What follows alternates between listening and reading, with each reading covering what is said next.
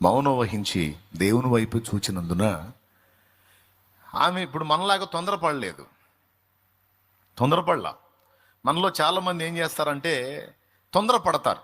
తొందరపడి దేవుడు కదలటం ఆలస్యం అవుతుందేమో అని వీళ్ళే తొందరపడి అడుగులేయటానికి ఇష్టపడతారు. దానివల్ల నష్టపోవటమే తప్ప సరైన ఫలం దక్కదు. ఇక్కడ గమనించాల్సిన విషయం ఏంటంటే, నీ దీన స్థితిని, నీ తృణీకారాన్ని, నీ అవమానాన్ని, నీ తిరస్కారాన్ని దేవుడు చూచినట్లు నీవు దేవుణ్ణి చూడనివ్వాలి.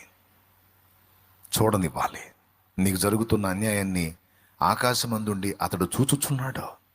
ఆయన చూచుచున్న దేవుడు.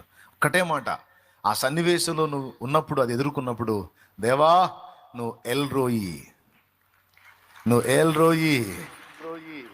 అనే అను. నువ్వు అంతే, ఏల్ రోయి నా దేవా నీకు స్తోత్రం అంటే తెలుసా, చూచుచున్నవాడా నా దేవా నీకు స్తోత్రం. నువ్వు చూడు అంతే, వదిలేసా. నువ్వు ఎల్ రోయి అని పిలిచిన ప్రతిసారి కూడా ఆయన ఎల్ రోయిగానే స్పందిస్తాడు. చూచుచున్న దేవుడా అని నువ్వు పిలిచావంటే అర్థం ఏంటో తెలుసా, చూస్తున్నావా, ఆకాశం నుండి అన్ని పరిశీలిస్తున్నవాడా, చూచుచున్నవాడా, మా కళ్ళు ఇచ్చినవాడా, నువ్వు చూస్తున్నావా, నీకే స్తోత్రం. మీరు గమనించినట్టయితే జీవితకాలం ఎక్కువ కాలం యాకోబుతో లేయానే ఉంది. 14 ఏళ్ళు కష్టపడి పెళ్లి చేసుకున్న రాహేల్ నుంచి ఇద్దరు వస్తే, ఒకడు యోసేపు, ఒకడు బెన్యామీను. లేయా నుంచి 4 వచ్చారు. తను ప్రేమించినటువంటి రాహేలు ఎక్కువ కాలం యాకోబుతో జీవించలేకపోయింది.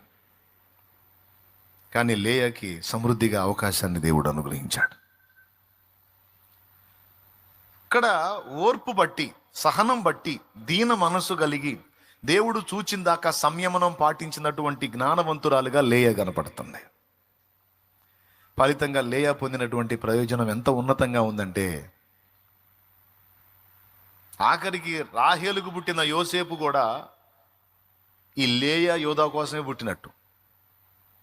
ఎందుకంటే ఈయన అష్టకష్టాలు పడి చివరికి కరువులో వీళ్ళని సేవ చేయడానికి యోసేపు ఉపయోగపడ్డాడు.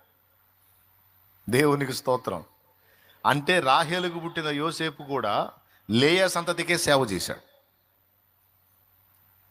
అంటే రాహేలు ఎవరిని కందో తెలుసా, లేయా పిల్లలకి ఉపచారం చేసేవాడిని, కరువులో కాపాడేవాడిని కందే.